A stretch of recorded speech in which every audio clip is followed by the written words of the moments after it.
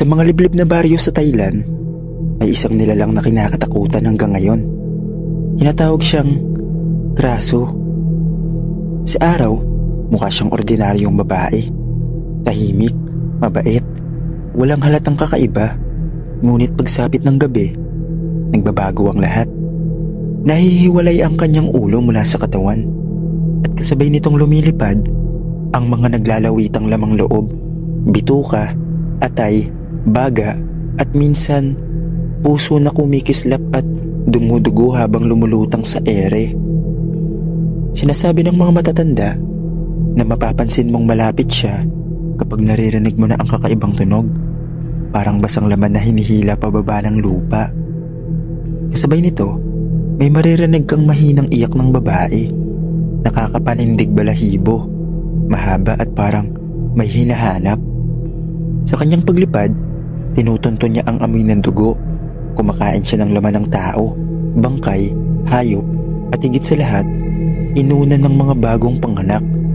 At kapag nasilayan ka niya, madalas wala nang balikan. Tawagin niyo na lang akong Harold, isang backpacker mula sa Maynila. Mahilig akong pumunta sa mga lugar na kakaunti ang turista, mga probinsyang may lihim na kwento at kakaibang karanasan. Noong 2019, napadpad ako sa isang maliit na baryo sa Thailand. Tahimik at payak ang lugar. Mga kubo ang nakapila sa gilid ng palayan, mga ilog na tila kumikislap kapag tinatamaan ng araw. At ang mga tao ay simple ngunit magalang. Ngunit kapansin-pansin, tuwing dapit hapon, parang nagmamadali ang lahat. Pagsapit ng dilim, nagsasara sila ng tindahan, nagsasara ng mga bintana, at nagsisindi ng kandila na parang may pinipigilang pumasok. Isang lokal na pamilya ang nagpatuloy sa akin. Mabait sila, pinakain ako, pinatulog. Pero bago ako humiga, paulit-ulit nila akong binalaan. If you hear a woman crying at night, don't look outside, don't answer, just stay in your room. Hindi ko agad sineryoso. Inisip ko baka guni-guni lang nila o kaya'y lumang kwento para takutin ang mga bata. Pero ramdam ko sa kanilang mga muka na hindi yun biro. Kahit ang mga bata sa bahay, kitang-kita ang kaba sa mga mata habang binabanggit ang gabi. Pagdating ng alas 11, napansin kong sobrang tahimik ng paligid. Sa Pilipinas, sanay ako na laging may naririnig na kuliglig, alulong ng aso o ingay ng mga lasing sa kanto. Pero dito, biglang nawala lahat ng tunog, parang pinindot ang mute button ng mundo. Habang nakahiga ako, narinig ko ang isang kakaibang tunog. Para siyang malagkit na laman na hinihila sa lupa. Nag-angat ako ng ulo at pinakinggan pa. Hindi yun hakbang ng tao, hindi rin yabag ng hayop. Iba, may kasama pa itong mahinang nakakadurog ng dibdib na iyak ng babae. Napaupo ako. Naalala ko bigla ang sinabi ng pamilya, huwag sumilip. Pero dahil usisero ako at sanay sa horror stories, hindi ko mapigilang tumingin sa siwang ng bintana. Kinabukasan, habang bumibili ako ng pagkain sa maliit na tindahan, naglakas loob akong magtanong sa isang matandang babae tungkol sa narinig ko. Sa una, ayaw niya magsalita, pero nung nalaman niyang dayuhan ako, dahan-dahan siya nagkwento. She called Kraso, a woman, but at night, her head flies, entrails hanging. She looks for blood, for flesh, sometimes for babies. Habang nagsasalita siya, nanginginig ang kanyang boses. May idinagdag pa siya na lalong nagpatayo ng balahibo ko. Once, long ago, there was a woman in this village, beautiful, quiet, but her husband woke one night and saw her body empty. The head was gone. When she returned at dawn, she was weak, covered in blood. Days later, She vanished. No one saw her again. Napalunok ako. Hindi ko alam kung paniniwalaan ko o hindi. Pero ramdam ko, totoo ang takot ng mga tao rito. Pagdating ng ikalawang gabi, mas ramdam ko ang tensyon. Pagsapit ng dilim, nagsara ang lahat ng bahay. Sa loob ng tinutuluyan ko, isinara nila ang mga bintana ng kahoy. Sinindihan ng mga kandila at sabay-sabay silang nagdasal. Ako, nakahiga, pilit nilalabanan ang antok. Pero muli, dumating ang katahimikan tapos sinundan ng mas malapit ngayon. Sabay nito, muling nag-iyakan ng mga aso sa paligid. Mahagulgol na parang may nakikitang hindi nakikita ng tao. Ngunit isa-isa silang natahimik, parang may pumunit sa kanilang mga lalamunan. At doon ko siya nakita.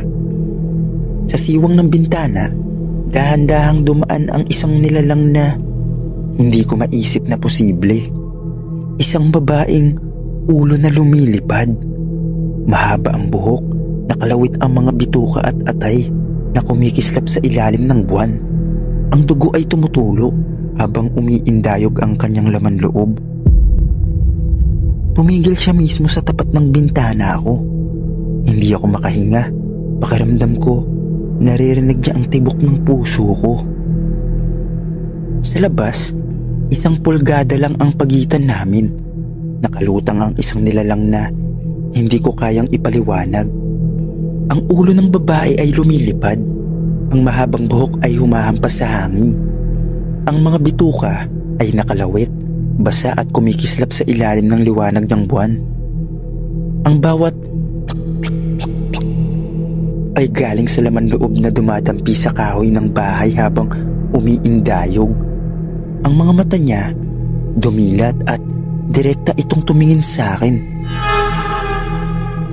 Parang nagyelo ang buong katawan ko. Napahinto ako. Bigla siyang ngumiti. Isang ngiting hindi tao, malalim, puno ng gutom. Dahan-dahan siyang lumapit sa bintana at narinig kong kumalabog ang salamin. Muntik na ako mapasigaw, pero tinakpan ko ang aking bibig.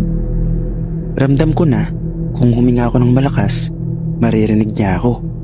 Pero narinig ko ang boses niya, mahinang bulong, parang halinghing na puno ng gutom. Bago, sanggol.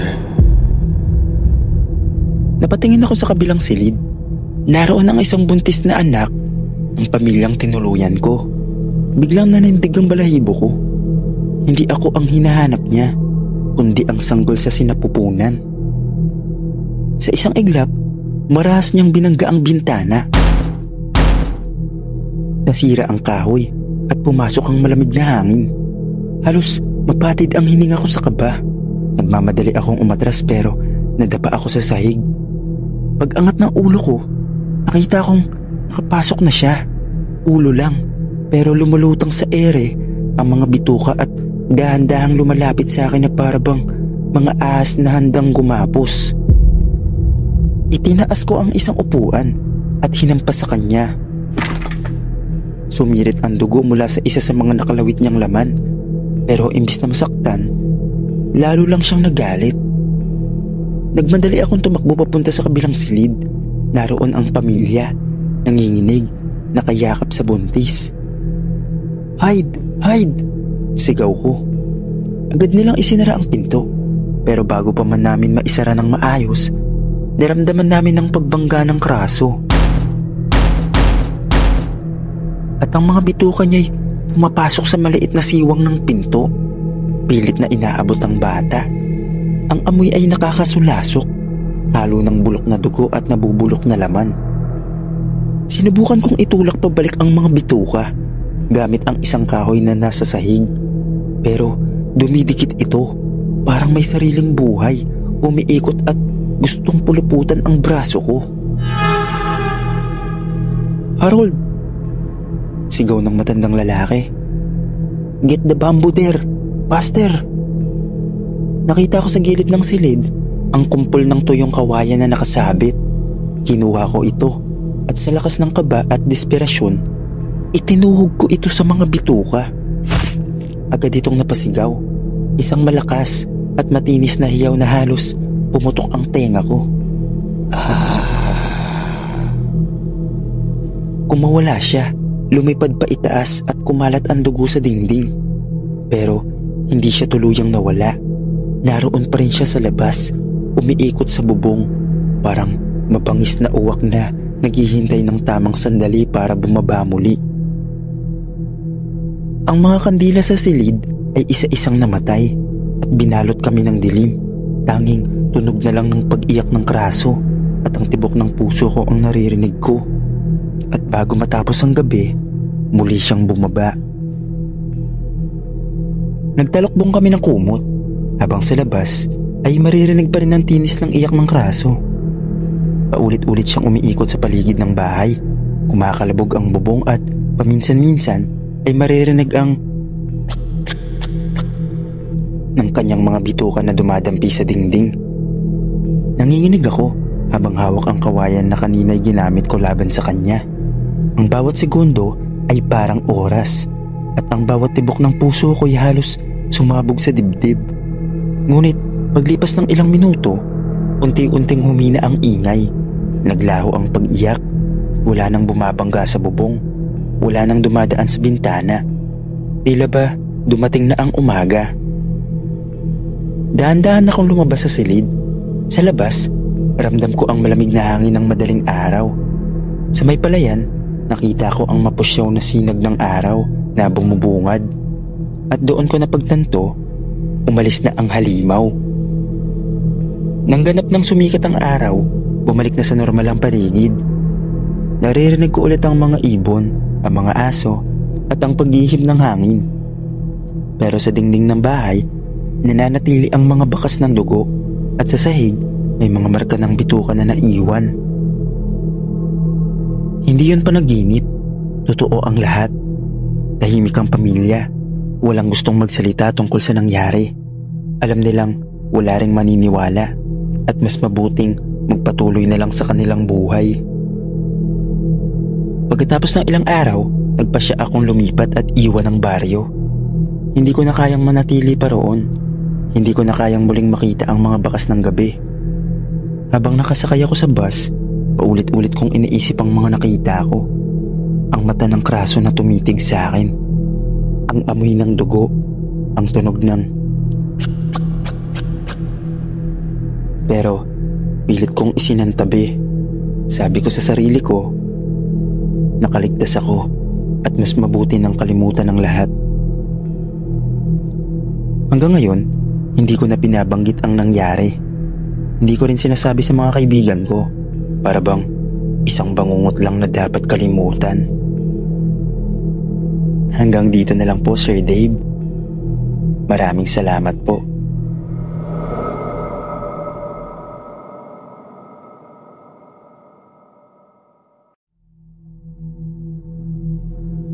Ako si Rika, isang empleyado galing Maynila. Noong 2022, nagbakasyon ako sa Thailand para makalayo sa stress ng trabaho. Ang plano ko lang sana, mamasyal, kumain ng street food at mag-ikot sa mga templo. Pero sa isang maliit na bayan sa labas ng Bangkok, may naranasan akong hindi ko kayang maipaliwanag. Nag-check-in ako sa isang murang hostel malapit sa isang lumang templo. Sabi ng may-ari, isa raw yun sa pinakamatandang templo sa lugar at halos hindi na pinupuntahan ng mga turista. Curious ako kaya kinabukasan, naglakad ako papunta roon. Tahimik ang paligid. Ang mga puno sa paligid ng templo ay malalaki at tila ba matagal nang hindi napuputol. Habang papasok ako sa lumang bakuran, ramdam ko ang bigat ng hangin, parang may mga matang nakamasid. Sa loob, nakita ko ang mga lumang rebulto ng Buddha, mga basag na bato at punit-punit na banderitas na sumasayaw sa hangin. Ngunit may isang bagay na kakaiba. Sa gilid ng altar, may itim na tela na nakatakip sa isang lumang rebulto. Lumapit ako para silipin. Pero bigla ko narinig ang bulong ng caretaker sa likod ko. "Don't touch, spirit lives there." Kinabahan ako. Habang natutulog ako sa hostel, nagising ako sa kakaibang tunog. Parang may humahaplos sa kahoy ng sahig. Naisip ko, baka daga lang.